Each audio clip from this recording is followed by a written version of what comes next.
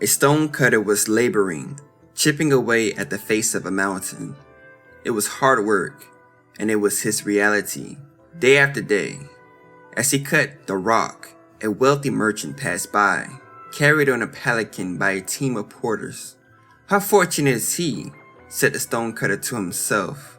"While I labor endlessly, his life is effortless. How I wish I were him." There must have been some magic in the air because he was immediately transported into the merchant's body. He found himself on some plush cushion. "Ah, this is the life," said the stonecutter. But in a few minutes, he began to sweat profusely. It was a hot day, and the sun was beating down. His silk gown was soon soaked.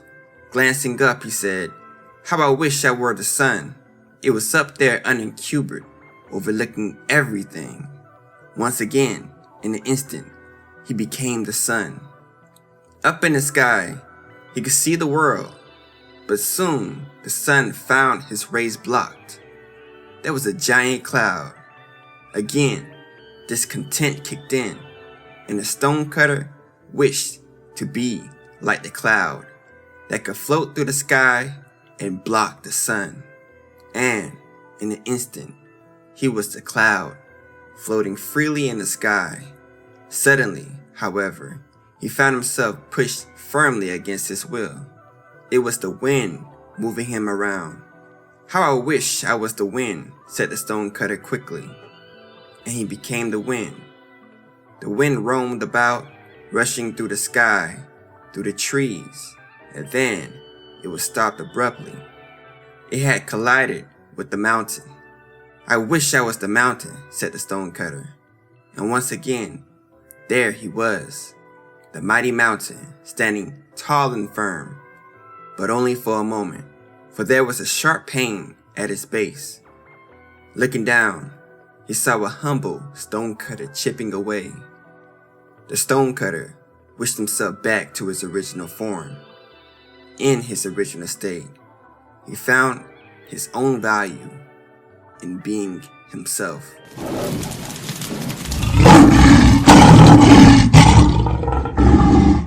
Welcome back to the Palace. I'm your host, Crown Vic, and today we're going to talk about the importance of being yourself and how to let your light shine during these dark times. A Google search would tell you that over 7.75 billion people are living in this world today, and every last billion are unique in different ways.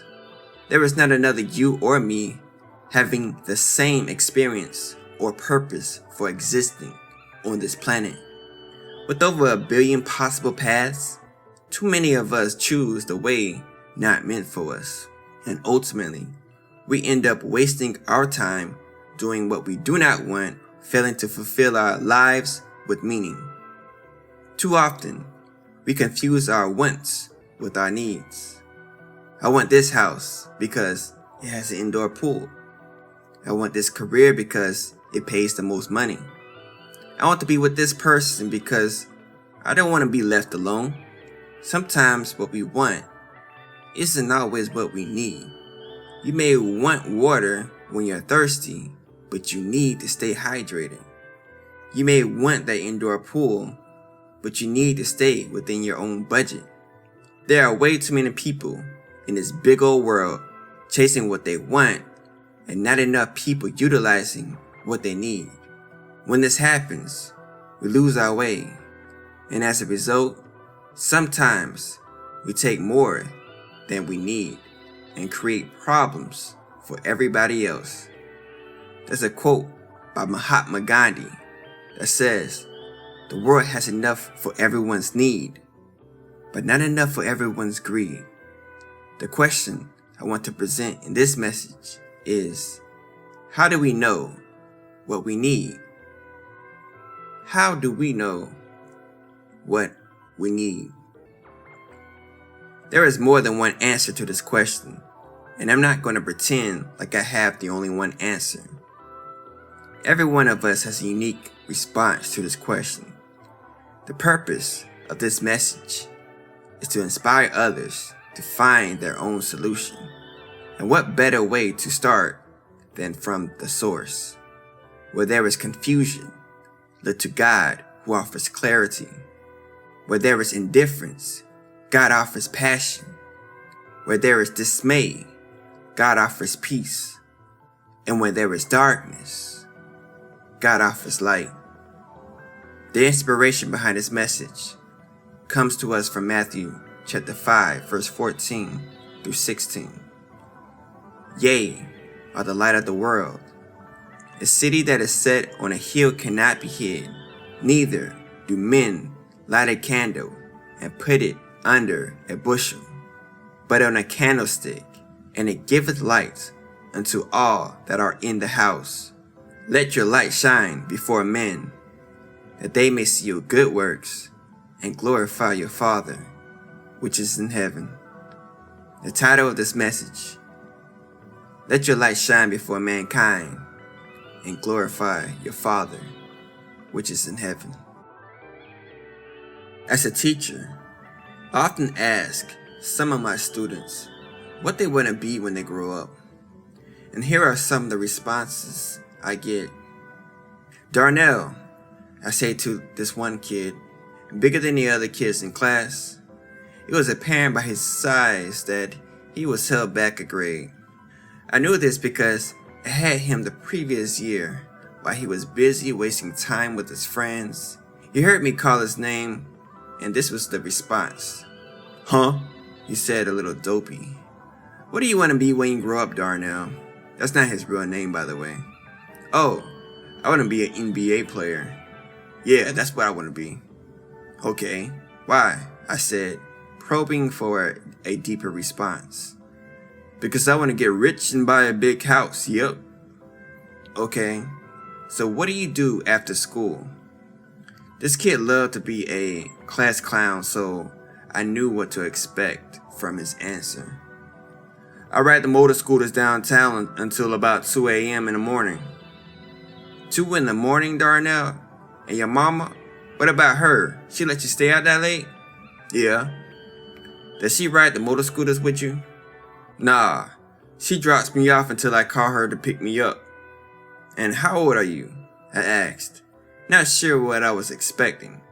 14? Okay, how would that help you be a basketball player? I don't know. You know you need to go to college for that, right? I know. Well, what are your grades looking like? I make straight A's, he said, and then proceeded not to finish his assignment. We were all kids once upon a time. Some of us still are. If not physically, then kids at heart.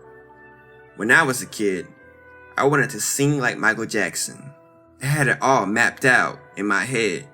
I was going to go on a world tour and was going to kick my feet up in the air with my glittering glove. The fans were going to go wild. Fast forward to today, and here I am, a middle school teacher with angsty teenage kids wanting to be anywhere else but the classroom. No adoring fans, no signature glove, just a blue or black marker I used to write my name on the board because the students could name every star on TikTok but couldn't remember my name. Mr. Evans, they would say, when he hadn't taught there in the past 3 years. No angelic voice from me to win the crowds, just a voice that might shake the bones of a 6th grade class that can't follow directions. But this is not who I really want to be. I didn't mind the concept of teaching. I just didn't want to be a teacher in this public school system. There's just too much politics involved for my taste. But despite my less than pleasurable experience in wanting to be there, too many people keep telling me that I need to be there. Maybe I'm missing my why. But what's so important about the why? Every time I go to a teacher development meeting, they ask about my why. It can get so tedious, it sounds corny and predictable. Why do you want to teach? Is what they often said in the nice cushioned chairs. In my mind, I would think, well, I need the money. These bills won't pay themselves. I wouldn't do this for free. That's when I started to think about what I would do for free if no one were paying me for my time and why. Some people think that what they want to do for a living is sleep. But when I hear that, I think about what I once saw posted on Facebook. This new generation doesn't want to work, the post went. You could pay them to sleep and they'll wake up mad complaining about the pillow being too fluffy and the mattress being too firm. Sleep is good from time to time, but only in time of rest. It states in Ecclesiastes chapter 3, there's a season for everything. There's a time for rest and there's a time for work. Even God rested on the seventh day, but it was during the first 6 days He made the heavens and the earth. Why? For mankind. When it is time for work, we must ask ourselves what we are working toward and why. What is it that fuels our fire? What will help us shine during our journey to see clearly? One might think money is the real motivator, but money is an external motivation. It can only carry us so far down the path God intended for us. A man was walking down the street when he saw 3 stone cutters. Curious, he asked the first one, "What are you doing?" "I'm doing this to get a paycheck," was his response. Coming upon the second, he asked the same question. "I am creating the most beautiful stones. Look at how perfectly they are polished. The corners are perfectly rounded, and each is perfectly shaped. My goal is to be the best stone cutter in the world." Impressed, the man asked the third stone cutter. His response was, "I am building a cathedral. My goal is to create a place where the community will come together to worship." We all have seen the first man. He's there to make a few bucks and may be the easiest to motivate because he is so obvious about what drives him. He won't waste time on something he won't get paid for and will be highly productive. However, he can be a mercenary and have little loyalty or connection to his purpose. The second man is the subject matter expert, practitioner of the business. He has mastered the craft and continues to excel at the necessary functions. We sometimes call them accountants, engineers, programmers, or maybe marketers. Every business needs them, but they often struggle with seeing the big picture because they focus on the product or the process. He can be an excellent supervisor because he can create excellence in his area or function. But he struggles as a manager or leader because their perfection trumps their purpose. Finally, there is the third man, the visionary. He is the architect. He understands not only what purpose the stone is serving, but what purpose the cathedral will serve. After all, form follows function, and the function of the cathedral must be known. However, he can be so caught up in the vision and overthinking that he doesn't produce like the first man or create the quality of the second man. So while there are pros and cons to all 3 approaches, I want to focus on the purpose of the third stone cutter, the one who knows his why. In 2 Corinthians chapter 4, the Apostle Paul talks about the treasure in our earthly vessels. He goes on to explain that the excellency of the power may be of God and not of us, and that we should not look at the things which are seen, but at the things which are not seen. For the things which are seen are temporary, but the things which are not seen are eternal. There will be times when the money we used to see isn't coming in as we're used to seeing it on our journey. There will be times when the love that we used to feel doesn't come as easy as it used to. And when both of these reasons are no longer in our field of vision, we must have our why to fall back on. The strongest whys don't usually come from self-interest pursuits, but rather is from the interest of others. When our why becomes about helping others rather than helping only ourselves is when we shine the brightest. Each of us has a God-given gift in our earthly vessels, and we're to share it with the world. The problem is, many of us don't recognize our talents. We sometimes look at what someone else is doing and think we will be much better off if we had what they had. We sometimes look at who someone else is with or where someone else is and wish we were there with no idea of how they got there or what they had to put up with all the time. Not everything that glitters for one person will spark for the other. Everyone has their own unique light. We can become too busy trying to keep up with the latest trend that we neglect the present, which is a gift. And if we're not careful, we might live our entire lives without uncovering our purpose. What is our why? What is it that gives us meaning? What is our God-given talent out of billions of people and is uniquely ours to cultivate and nurture? Some people think they don't have anything to offer.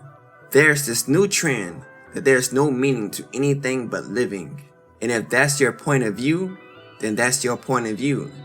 But I can't imagine a meaningless existence that becomes only living to die. There's no direction in darkness until there's light. Our light is to be fueled from a flicker before it is to be a flame. In Matthew chapter 25, verses 14 through 30, Jesus spoke of the parable of the talents. There was a master with 3 servants entrusted with his property. Each servant was left with a different amount of talent. He gave one 5, another 2, and the last he gave 1, according to their ability. When the master went away, the servant with 5 talents immediately went out and traded and made 5 more talents. The servant with 2 made an extra 2 talents, while the one with just 1 talent dug a hole in the ground and hid his master's money.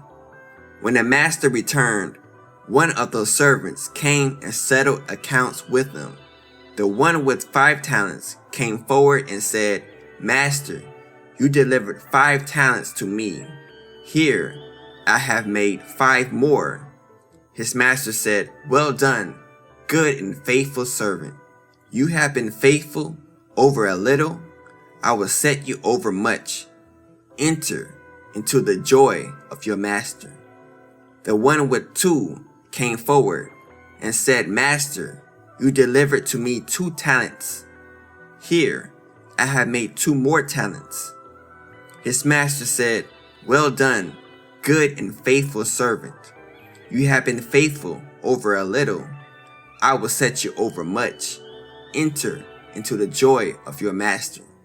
The one who received 1 talent came forward and said, "Master, I knew you had to be a hard man, reaping where you did not sow, and gathering where you scattered no seed. So I was afraid, and I went and hid your talent in the ground. Here, you have what is yours." His master looked at him and said, "You wicked and slothful servant. You knew I reap where I have not sown, and gather where I have scattered no seed? Then you ought to have invested your money with the bankers, and at my coming I should have received what was my own with interest. So take the talent from him and give it to him who has 10 talents. For everyone who has will be given, and he will have an abundance. But from the one who has not, even what he has will be taken away. And cast the worthless servant into the outer darkness. In that place there will be weeping and gnashing of teeth." Our talent is a terrible thing to lose, hide, and bury from the world. We all have a reason for existing. How wonderful is the feeling of waking up, looking forward to the day. Unfortunately, too many people are walking in darkness, including the rich, powerful, and famous, who are terrified of losing it all. The late rapper Biggie Smalls once said, "More money, more problems." I also found out that sometimes having more fans also means having more haters. What we need isn't always what we want. Sometimes what we want isn't always what we thought it would be. So how do we know what we need? How do we find and nourish our talent? Here are my 4 ways to find my purpose. Number 1, I examine my heart. Someone once said that awareness is like a beacon shining on a dark unconscious mind. I use this beacon to examine my heart for finding hindering secrets or shame, and wisely share my hurts and struggles with God or a trusted confidant. By doing this, I bring my burdens to the light, and they can hide no more. When darkness flees, it allows us to be who we are and show that reality to others. Number 2, I find my authenticity. Authenticity is a way to shine for God by being what He created us to be.